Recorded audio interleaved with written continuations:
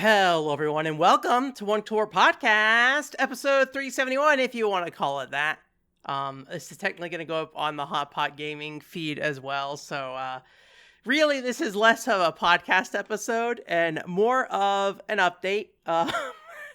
Because, as you know, if you've been listening to One Control Port stuff for a long time, you will know probably every 2 to 3 years, I seem to shift what I want to do. There's a good and bad that comes with that, I think, where maybe the pace of change is a bit slow because I usually will commit lots of time to one particular direction. But at the same time, I think it's nice to be able to kind of move on and try some different things and things like that. So the reason why I say that for this is a backbone of One Controller Port as it exists today has been the podcasts. I'm also a little bit sick. Sorry if you notice that in my voice. Has been the podcasts. We were a weekly show for a long time, and then went to every other week, I think, and then monthly. But I think it is maybe time to sunset both podcasts. Now I want to be very clear. That does not. Well, I don't want to be very clear would be the right way to put it. Maybe I should say, in my personal belief, this is not the end, right? Obviously, I can't necessarily guarantee anything in that regard. In the sense of my brain's if I die tomorrow, I can't guarantee anything. But when I look in what I want to do, I don't think creating content is something that I view as something undesirable. And doesn't want to do. The hardest part, I think, I've kicked around the idea of shutting down this podcast for a long time. The hardest part is I like it a lot. I think it does a lot of good for me in terms of making sure I force myself to verbalize my thoughts about topics that I might not necessarily do, right? When you go and read news stories, unless you're very specifically going to talk to people about your news story, I think it can be hard to kind of if you just read it, not really organize what you're saying. And then also when you say it out loud, I think there's a real strength in being able to listen to yourself and then ask yourself oh, is this something that I truly believe in? I think that's something that's been very obvious on this show that I value, is that, making sure that when I say something, I do a check and say, is that real? Because I think most people, I could be wrong about this. Maybe this is just from my own personal point of view. I think most people say things they don't necessarily mean, or they're saying something when they mean something else, if that makes sense. I think that's my perspective. But I think a lot of that comes from my own challenges of, sometimes I talk about something time and time and time and time again, because it gives me an opportunity to ask myself, did I say this better than last time? And were the words I used this time actually more effective? So I guess in saying that, I'm just saying that I think this is valuable. I think Hot Pot Gaming was super valuable and getting me to reach out and One Control Port as a whole has been a very solitary thing, for better or for worse, right? I think it's done a lot of good for me to have a lot of space for me to explore ideas. I don't know anyone that I could go on a show with and regularly talk about crypto gaming without being shunned, or if I bring somebody on who supports it without being angry that I'm skeptical of it, right? I think that was the hardest topic, because it was just I see no one in the world that seems to look at this in a more neutral perspective. It seems it's always very harshly one way or the other. So when I do the show by myself, I can explore that on my own. And I think we still came to the conclusion at the end of the day that I don't think crypto gaming is a good thing, at least in the form it is today. But it was something that I think I truly felt I built my own opinions and thoughts on, rather than necessarily just kind of following what other people were saying 100%. Obviously, a lot of what we said about that stuff is built on what other people said. And because I was skeptical, I think we did focus more on what was the good way that it was used, and kind of quotes based on what people said, and trying to acknowledge, in reality, how helpful those things were or were not, right? Point being, I think this is a really, really good show and all that stuff. So, in saying that, I do plan to still do more content. I know people say like don't use content. That's like a gross word. But I don't know what else to call it. But I think I'm gonna still do more stuff. I think it will probably still be pretty in line with what we're doing. I'm not saying that there's no world where I talk on a video alone again. I'm not saying there's no world where I don't do an interview. I think it'll probably be some mix of things like that, but I think I think I'll have a little bit more flexibility in terms of like how I approach things maybe. I don't know for sure how it's going to be. It's not really going to be something I really know until like I just start doing it. But the big thing is just like not focusing on consistency. I think one of the challenges I have is that like I have always kind of treated this as like a second career, but never was willing to make the sacrifices or work on it like a career. And when I say that, I mean like in the sense of like understanding what a larger audience needs are, understanding what the niche is, how to reach those people, and like how to build that whole thing. I think at the same time, over the time I have maybe gotten a little, I don't know what I'd say, a little wary of kind of the modern YouTube monetization model. I think it's weird. I don't know, maybe I shouldn't say it's weird. I think it's really challenging when you connect like your opinions to like your financial income. Because I think it like makes it harder for you to change kind of thing. I think like people who really build their like idea that they need to be right into their brand, I think is like really like not healthy personally, for their audience or for themselves, in my opinion. But I don't, whatever, like at the end of the day, you do you. I'm not telling you what to do. And I think there's plenty of creators out there who probably are finding that balance where they can find it, right? So I'm just saying that is something when I viewed those kind of changes in the past, at least, I think I've always kind of viewed them as like, I don't necessarily want to pursue, trying to engage in this one way or in this one perspective or make a video that was like really focusing on, something that I felt like was, very reactionary. Like I think the Babylon's Fall thing, like, it took me a while to really sit down and wrap around that. And, that I think in some ways I was punished for that, right? Because I was outside the conversation, but I think that made a better quality video. I think that's like one of the things I've really kind of shifted to is like my bar for success is not so much views or anything like that. I mean, it definitely helps because I think, what's the point of communicating if there's nobody to communicate to? I think obviously there are people listening, so don't take that as something, but I think there's definitely the more reach you have, the more purpose there is to your communication. I think also more responsibility you have for your communication as well. Because I think you generally want to influence people in like a positive way. Overall. And so I guess, what was I trying to say with that? I kind of lost what I was trying to say with that, but anyways, the point being is, I think I should just treat this more as like when I'm ready to say something or when I want to explore something to do it. But I also think I should be fairly active in making sure that I'm saying stuff and moving forward with stuff. So in saying that, I think there will certainly be more content on the channel, and I'm also going to post to the podcast feed and stuff like that because I don't think video is going to matter enough in most cases. So I think it's just fine. And then worst case scenario, if there's like a moment or two in a video that it's a problem, we can always deal with that. And yeah, I'm just not going to focus as much on metric stuff. I think I'm just going to focus on making stuff that I think is in my eyes, like valuable conversations. And if someday we see some avenue to explore that further, I'd be open to it. But, I don't think consistency was the thing that was breaking me in any way. So I think taking consistency away won't change too much. Obviously, if you are somebody who thinks that consistency is important to you and that you won't listen anymore, that's perfectly fine. I appreciate you listening all this time already.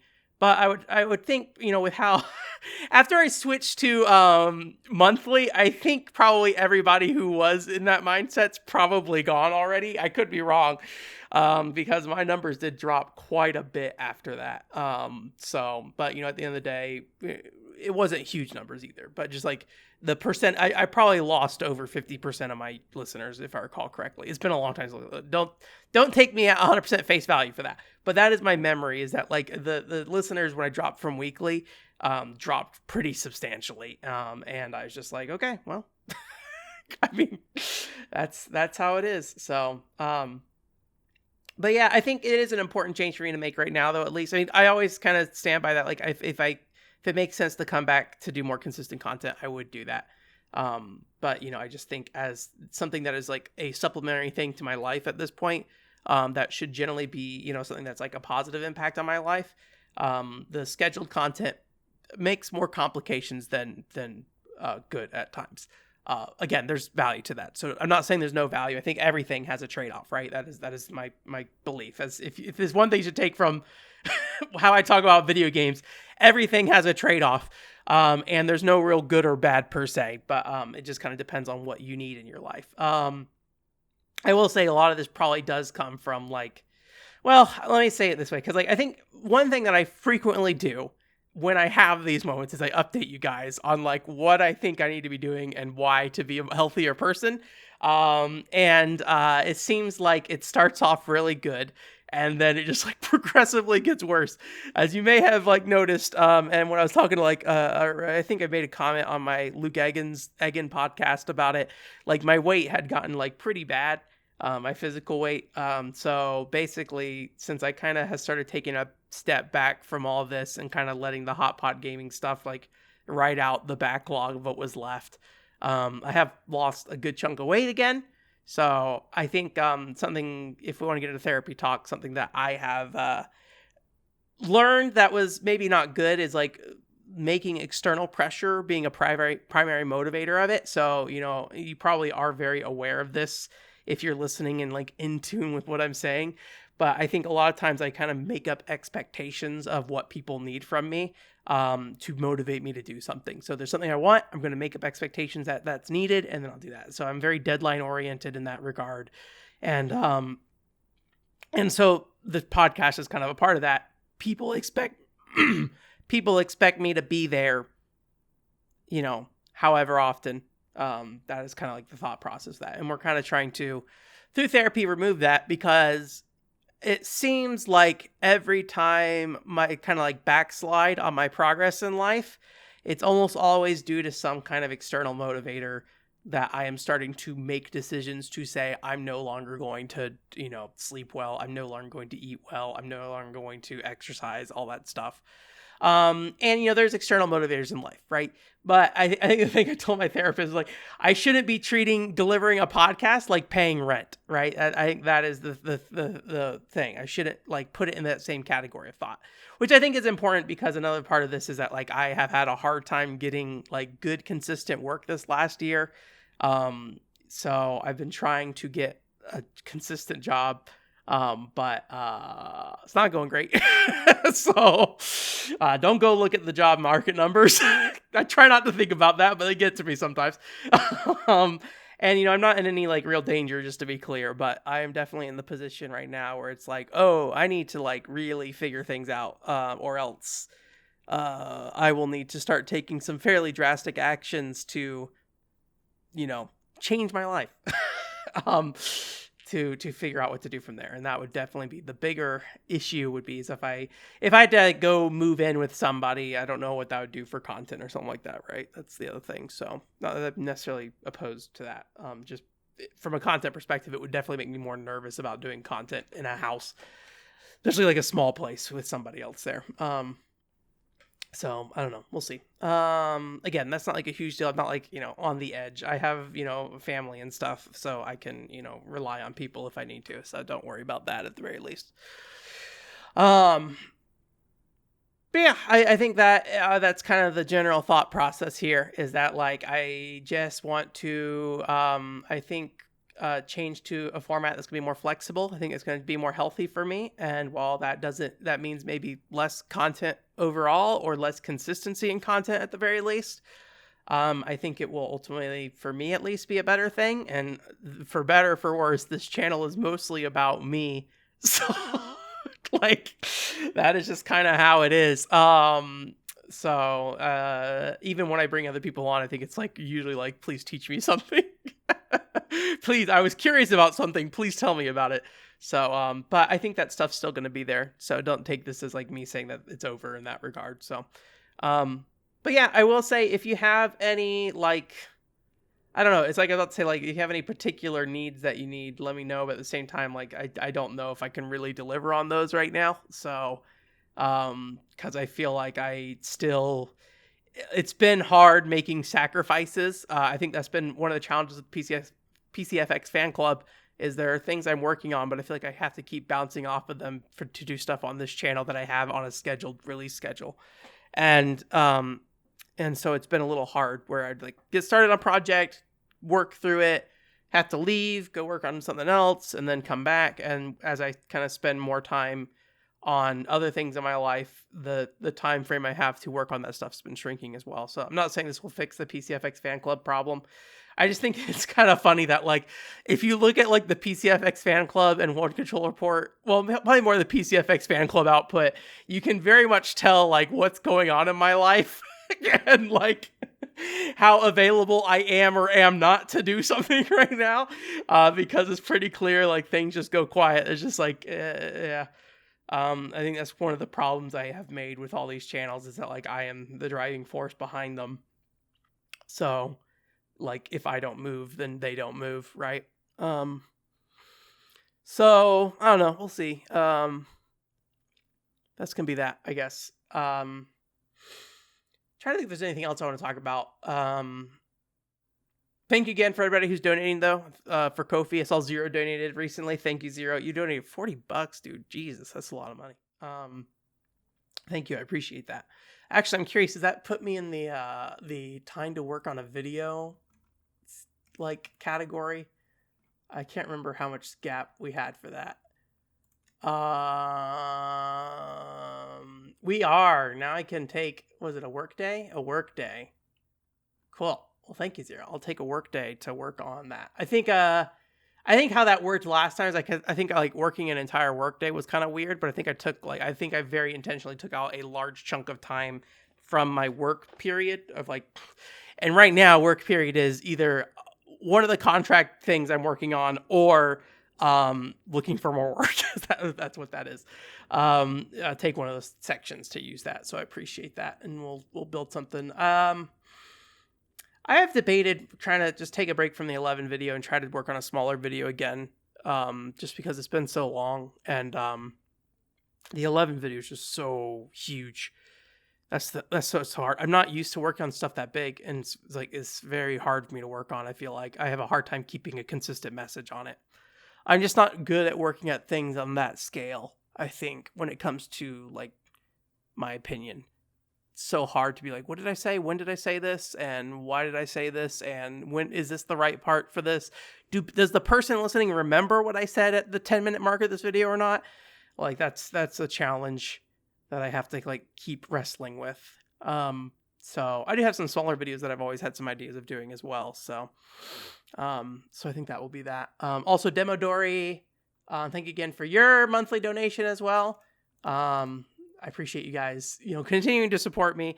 I think, I guess one thing I should say is that like, I know a lot of people have been listening for a very long time. I very much appreciate that. I know I kind of am very spotty with this stuff, but I hope that it's been a generally positive experience for you this whole time and continues to be, because I don't know, I think it's been a very positive experience for me overall, even though I can take it too far sometimes, and I think that's what I'm still trying to do. Like my family has a very like bad workaholic kind of thing where we get like very focused on things, and then I'm trying to buck that trend. That's what I'm trying to do desperately. But it's challenging because, there are still things I'm needed for in life kind of thing. But yeah, I mean, I've definitely, I think the changes I've made in the last like 3 or 6 months probably have been very good. So I think it's been a slow process, but I think my life is getting better for the most part of it as well. So, and I hope that I can just like continue to do this kind of stuff along with it kind of thing. In the short term, I think my thoughts are, well, I say short term, just know that I don't really know when these will happen, when and when it will make sense for me. But with the PCFX Fan Club, I'm working on a podcast. I'm playing a game for the podcast, a pachinko game. It's gonna be us talking about pachinko. So if you ever like, Ben, you haven't talked about gambling since SAS Heads or Tails, pachinko podcast over there is gonna be your time to hear me come back and talk about gambling again. I think it's a fascinating game. Pachinko's weird, and I kind of appreciate that, and I also don't like pachinko. Is what I learned through this process. It made me more interested in pinball. I'll say that much. Like, I think looking at it, I think I have a better eye for what's going on boards like that. I don't know for sure, but I think there's a world where playing pinball might be a better world because of pachinko, for me at least. So, also I'm working on hopefully a video over there. It's like the Final Fantasy 11 video and this video is going to be kind of a big thing, but like I've been working on a video about a PCFX only event in Japan in '96, and it's been a long process. It's requiring a lot of research. There's a bunch of people there. Who are these people? Why do they matter? One of the challenges I have on the PCFX Fan Club right now is I have no real consistent way to connect people to things. So I can say somebody's name, but I don't know if anybody's really registering that, of who that is and how they've been, like how much they matter on the PCFX. This is where like a website would be really helpful. If we could have like a website dedicated to what role somebody played on the PCFX, and maybe some other notable things they did. But again, that comes down to just like, I would be the one controlling that and updating that. And it's just a lot of work. So I don't think that's going to happen. I don't know how to organize people around the PCFX. I feel like is my feeling. It's a challenge. I feel like I need help in that regard, and I don't know how to ask for it, or get like reliable help with that.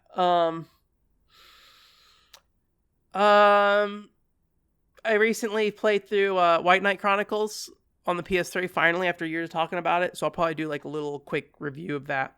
And then also in my friend group, we played through EDF World Brothers, and that was pretty good. I like that a lot. So I think you'll see videos for that coming up. Those are pretty easy to do. The best format for those like reviews have been basically I pre-edit about 10 minutes of footage and then don't think about like what's going to be said whatsoever. Just throw in some footage as long as it looks reasonably okay. Throw it in. Throw some do my recording for my audio. Try to keep it one take. Minimal notes. That's been my kind of goal. I'm mixed on it, and sometimes it gets out of control where I get too many notes.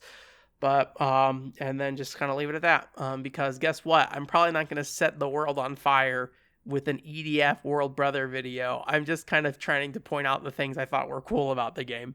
And so I don't necessarily need to be as organized as possible, nor does the footage for it need to be as on topic as possible. We save that for the scripted videos because that's where I'll kill myself over like where do I put this moment in the Buddy Mission Bond video where Luke's dad says basketball, because to me that's important, because narratively it's important, and I think it's cool to highlight that, and it is like showing something that narratively I'm talking about, but I also have to recognize nobody knows what that is.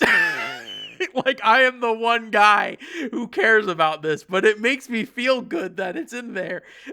So, and I'm going to spend, 2 hours trying to find where that one line of dialogue was where Luke's dad talks about basketball in Japanese, which thankfully is just, katakana, so he just says basketball. So easy enough to pick out on that. But, stuff like that where I'm like very overly... Those videos are the ones where I really go all in. The One Controller Plus channel is definitely not so much. And then I think at some point, I've been playing a lot of VR chat. It's like a great social tool, in my opinion. I think there's a lot of really good things about VR chat. The more I spend time in VR chat, the more I am very impressed by what it is as a social tool. And as like a amateur game development tool, maybe. I mean, amateur is like a poor way to put it, but... experiment tool, almost like in a Dojin-esque fashion kind of thing. I did that video where I talked about various VR Dojin games. Everything in those things exists in VR chat and better, honestly, and for free. So I think that's like pretty interesting. There's a lot of really interesting stuff in there, but there is definitely more monetization happening in there.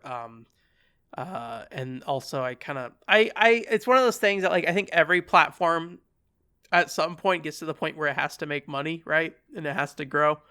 And then it starts going through a bunch of processes that, people start getting upset about. And, how actually bad those things are not is kind of another thing. I think people are often willing to very much overreact to things. But I do think it usually is like once there starts getting like a overall trend that this has to be like a squeaky clean platform that has to have steady growth kind of thing, that's when it will probably kind of fall apart, and then something else comes in afterwards. I feel like that is the cycle of life with all social platforms. But it's maybe not a bad thing, honestly. But I think that'll be good. I think that might be like an interview. I have a couple friends I've been playing with, and I think they have some interesting insight into like at the very least how movement in VR chat works from like a tracking perspective. I would at least think that. I think there's probably more as well that I want to kind of like dig into there, that I'd be curious to know what they think as well. But I kind of don't want to ask too much immediately because I don't want to kind of go into that conversation knowing everything they know. So I've been kind of holding off on asking more.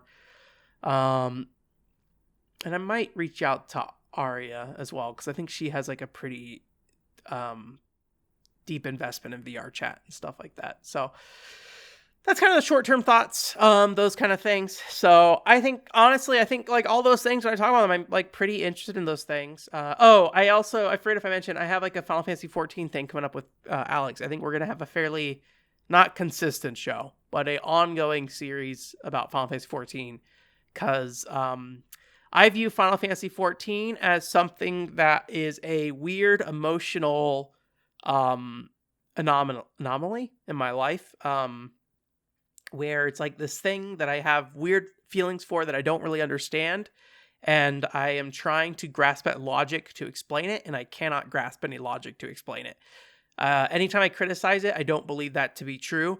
Anytime I find anything that supports that criticism, I often find it is not aligned with my values when it comes to games. And that's kind of the point of the video, is me telling him initially that I'm like, I'm going to tell you everything I've thought about Final Fantasy 14 in the past and now, while letting you know that a lot of this seems fake to me. This feels like me trying to justify a feeling I have about this game that I think is probably not a real feeling.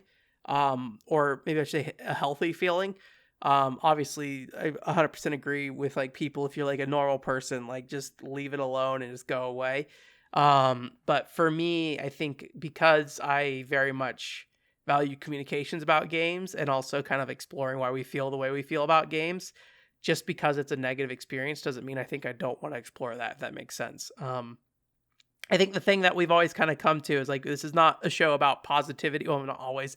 The thing we kind of landed on, because I think I've always struggled with like how to say this, because I knew positivity was not the thing that I wanted to be on, but respectfulness. I think that is the thing that we always kind of try to land on, is let's be respectful of this thing. That can be a positive or a negative thing, but as long as we're respectful to it, that's what's important. Because I think a lot of content does not provide any respect to games or people or things like that, right? That's maybe like a pessimistic view, I will say. I think anything I said today, here's me like fucking backtracking. Anything I said today about content creation and my negative feelings towards it, I think I have a very pessimistic lens towards it. That might also be driven by the fact that I feel like I've never gotten traction on this channel, right? So I think that is something to be very aware of when I say those kind of comments. See, that's the kind of thing. That is what that video is all about. Me making some arguments and then kind of backtracking them afterwards and being like, I don't think that's real. Or I say this with a very different perspective than I think I'm letting on to. Kind of thing. But yeah, respectful stuff. So I think that's the big thing. But I think that's going to be the plan. So anyways, I really appreciate you guys sticking around and listen to me ramble for a bit. hopefully you got what you needed out of this. If you have any thoughts, questions, or concerns, feel free to let me know in the comment section for the video. I don't think you can comment on Spotify. I don't know. It was funny. I went to like a podcast meetup here in Las Vegas, and literally that was like the week that I decided I'm not going to go make podcasts anymore. I don't think it was not related to that, but it was a good experience because I got to talk to a lot of people who make podcasts about random things, and it was interesting. Like people were like, "I'm going to make a podcast about ceramics or millennial problems." And they're like, "What do you do, Ben?" I'm like, video games. And then the teacher, like, I think she doesn't know anything about video games. I could be wrong about this. And so I think she doesn't ask me many questions about what I'm doing because I think she doesn't really know or care. Where I think everybody else gets a lot more questions. It's like, oh, that's an interesting topic. What about you, Ben? Video games? I'm like, yeah. And I like try to explain it to her, and I don't think she really got it, which is fine. I think that is, if anything, one of the troubles I have had on this channel for a long time is what do I do and why does it matter? It matters to me at least. That is the step one there. But I thought it was pretty funny. But she made some like weird thing about like, I forget, it was like a comment about like beer and video games, and like looked at me like I drink beer, and I'm like, dude, in the more recent years, I have done very tiny amounts of alcohol in a way that I probably even shouldn't even then. I've largely been, what is it called when you don't drink? Abstinence? Or is that a sex thing? I don't remember. I have not drank alcohol. Let's just say it for what it is rather than try to find the word for it. I have not drank alcohol most of my life. And the reason I went to therapy is like I did actually like fall into a little bit of a hole. Nothing bad, thankfully. But yeah, I don't really drink any alcohol for the most part. So it was just kind of funny that she like started like talking about like me in the context of beer and video games. Like, where did the beer thing come from? She's a classic Game Room fan. She knows beer and Atari 2600 go together perfectly. And Gamer Grub. Tear until action. Sorry, my friend was watching Classic Game Room this week, so it's probably on my brain because of that. So anyways, I'm going to wrap it there. Thanks for coming. Thanks for watching. Thanks for listening to the show. Thanks for listening to Hot Pot Gaming. I don't know if the branding for Hot Pot Gaming is going to stay or not. I think I probably won't. I think I probably will focus more on the topic of the show rather than trying to put it within the shell. So I think we are just going to move forward with videos titled after what they're about. I think it's going to be about. And that they're going to be videos about what they're about. And we're going to just kind of leave it at that. And hopefully that is where my life wants it to be. Worst case scenario, One Controller Podcast, episode 372, coming eventually, maybe. Will you live long enough to find out? We'll see. I don't know. That feels like a threat. I'm not threatening your life. I'm just saying, one of us will die someday. Hopefully we'll both be alive to episode 372 of One Controller Podcast. I'm shutting up. Goodbye. Good night. Thank you.